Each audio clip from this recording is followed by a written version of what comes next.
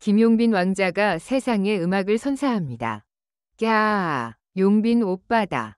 오늘 일본 가는 날 맞죠? 드디어 1위 게스트. 출국장 앞. 임시 펜스 사이로 몰려든 팬들은 아직 잠도 덜 깬 얼굴이었지만 눈빛만큼은 누구보다 또렷했다. 손에 쥔 플래카드에는 굵은 글씨로 이렇게 적혀 있었다. 팬덤이 만든 마법 같은 음반. 왕자가 완성시킨다. 환호성과 셔터 소리가 귀를 찌르는 그 순간. 정작 주인공인 김용빈은 짧게 미소 지었을 뿐 그 웃음이 끝나는 자리에서 미묘한 그늘이 스쳐 지나갔다. 옆에 서 있던 매니저 진우가 눈치를 챘다. 용빈아, 오늘 표정 좀 무거운데? 일본 게스트 명단 1위야. 기쁜 날 아니야? 김용빈은 눈앞의 플래카드들을 조용히 바라보다가 낮게 대답했다. 기쁘지. 진짜 기뻐. 그런데 이제부터가 시작인 것 같아서. 이제부터 팬들이 만들어준 이 마법 같은 음반이 혹시라도 내가 망치게 될까봐 그게 조금 무서워. 순간 진우는 입을 다물었다. 수많은 방송, 콘서트, 행사장에서 늘 당당하고 유쾌한 모습만 보여주던 김용빈 뒤에 이렇게 깊고 무거운 그림자가 있다는 사실을 그는 알고 있었기 때문이었다. 하지만 그들은 아직 몰랐다. 오늘 하루가 그리고 이 일본 스케줄이 단순한 해외 일정이 아니라 한 사람의 인생과 팬덤의 신뢰를 시험하는 거대한 무대가 될 거라는 것을. 이 일본 게스트 명단 1위의 무게.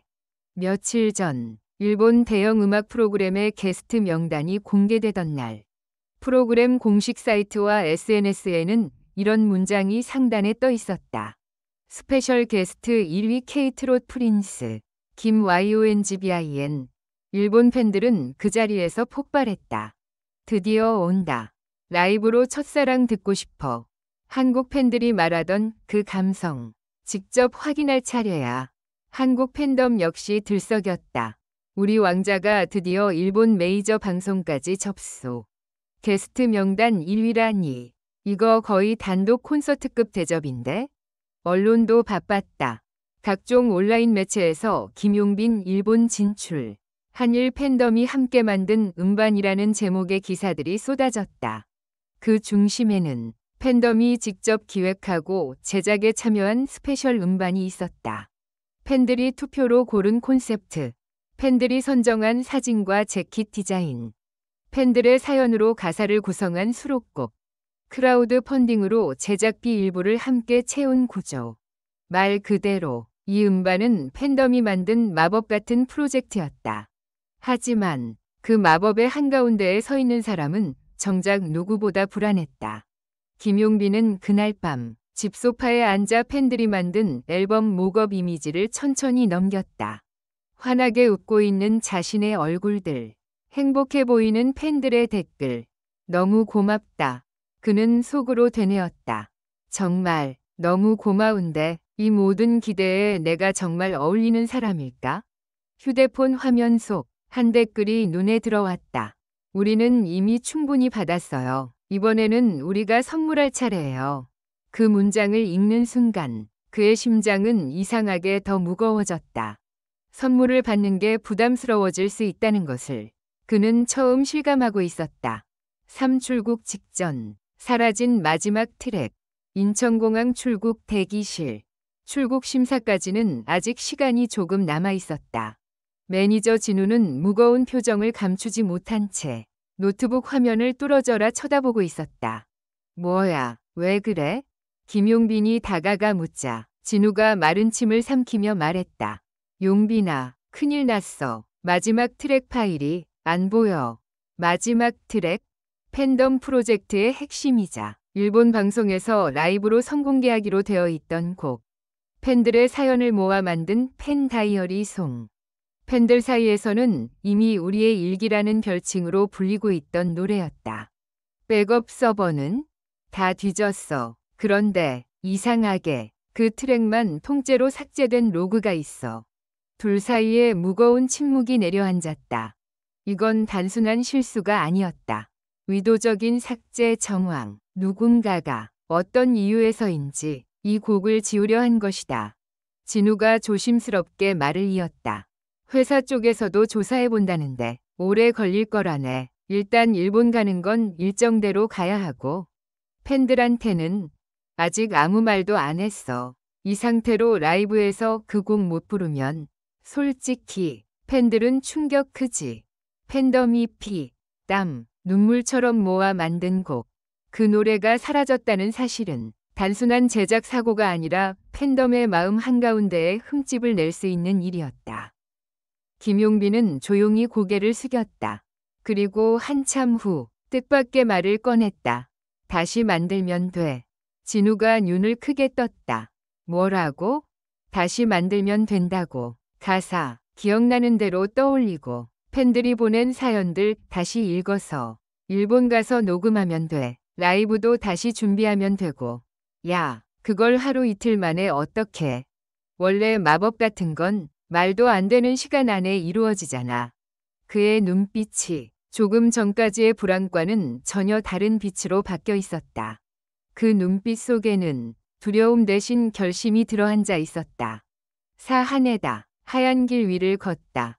하네다 공항 도착 게이트가 열리는 순간 예상하지 못한 장면이 펼쳐졌다.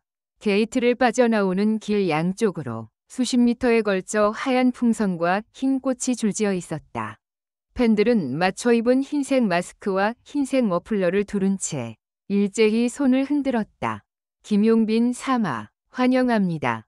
어서 와요. 우리의 왕자. 우리가 만든 음반. 당신이 완성해 주세요. 그 길은 마치 미리 준비된 의식의 통로 같았다.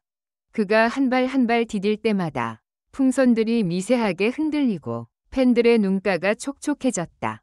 김용빈은 그들의 얼굴을 하나하나 바라보았다. 설렘으로 물든 눈동자, 손에 꼭 쥔 앨범 시안과 손편지, 떨리는 손으로 든 휴대폰 카메라. 그래, 이 사람들은 지금 나에게서 완벽한 고음을 기대하는 게 아니라 그저 진심을 보고 싶어 하는 거겠지. 그가 천천히 고개를 숙여 인사했다. 와주셔서 정말 감사합니다. 여러분이 만들어준 이 길, 제가 끝까지 걸어가 볼게요. 팬들 사이에서 눈물이 터져 나왔다. 괴로울 때 제 노래 들으셨다면서요? 수술 전날 오디션 영상 보고 용기를 냈대요. 여러 언어로 섞인 외침들이 뒤엉켜 하나의 거대한 파동이 되어 그의 가슴을 두드렸다. 오 스튜디오로 미친 듯한 밤의 레코딩. 공항 환영 인사가 끝나자마자 그는 매니저에게 말했다. 지금 바로 스튜디오 섭외해 주세요. 오늘 안에 마지막 트랙을 다시 녹음할 거예요. 지금 오늘 스케줄 빡빡한 거 알지? 방송국 리허설도 있고 인터뷰도 있고 다 조정해 주세요. 대신 결과로 증명할게요. 진우는 깊은 한숨을 쉬었지만 결국 고개를 끄덕였다. 알았어. 너 표정 보니까 이번에는 말려도 소용없겠다. 저녁 9시 도쿄 시내의 작은 녹음 스튜디오.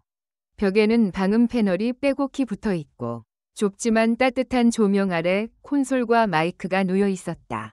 여기가 오늘 우리 마법을 다시 만들 무대예요. 김용빈이 혼잣말처럼 중얼거렸다. 엔지니어가 조심스럽게 물었다. 악보랑 가이드 파일은요? 그는 짧게 웃었다. 머릿속에 있어요. 오늘은 악보보다 마음이 더 중요하니까요. 스튜디오 안 헤드폰을 쓴 그의 눈이 감겼다. 한 줄 한 줄 잊어버리지 않으려고 애쓰며 떠올린 가사들. 팬들이 보낸 사연 속 문장들을 이어붙여 만든 구절들이 입술 끝에 걸렸다. 넘어지던 그날 밤 내 이름을 불러준 사람. 화면 속 노래 한 줄이 나를 다시 일으켜 세워줬어요. 가사의 주어는 나였지만 사실 그 안에는 수많은 팬들의 얼굴이 겹쳐 있었다. 그들이 적어보낸 눈물의 문장들이 이제 그에게로 돌아와 한 곡의 노래가 되어가고 있었다. 첫 테이크가 끝났을 때 컨트롤룸은 숨을 쉬는 소리조차 들리지 않을 정도로 조용했다. 엔지니어가 마침내 입을 열었다. 이거 수정할 데가 거의 없는데요. 다시 부르실래요? 그는 미소 지었다. 네, 팬들 마음은 한 번만으로 담기엔 부족하잖아요. 그렇게 새벽이 오기 직전까지 녹음은 계속되었다. 2번, 3번, 4번, 목소리가 살짝 갈라지는 순간조차 그는 멈추지 않았다. 6USB 속 숨겨진 영상. 녹음이 끝난 새벽 3시 무렵.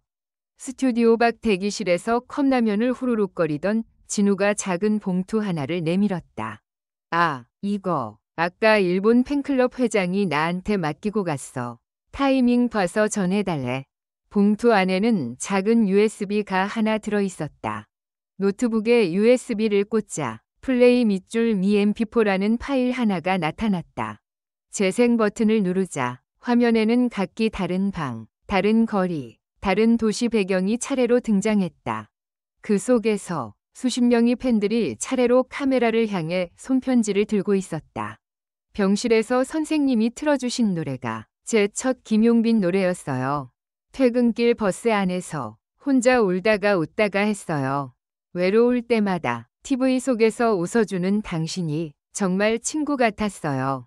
그리고 마지막 장면. 나이가 지긋한 한 일본 여성 팬이 서툰 한국어로 말했다. 우리는 당신에게 완벽한 노래를 원하지 않습니다.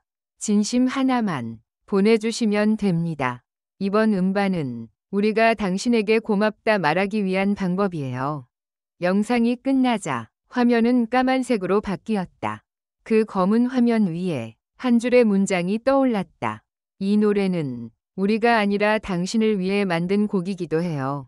그 문장을 읽는 순간 김용빈의 목이 꽉 메었다.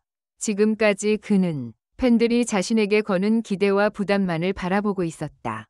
하지만 정작 팬들이 원한 건 수치를 넘어서는 완벽함이 아니라 그가 자신을 믿어주는 모습이었다. 내가 착각하고 있었구나. 그는 낮게 중얼거렸다.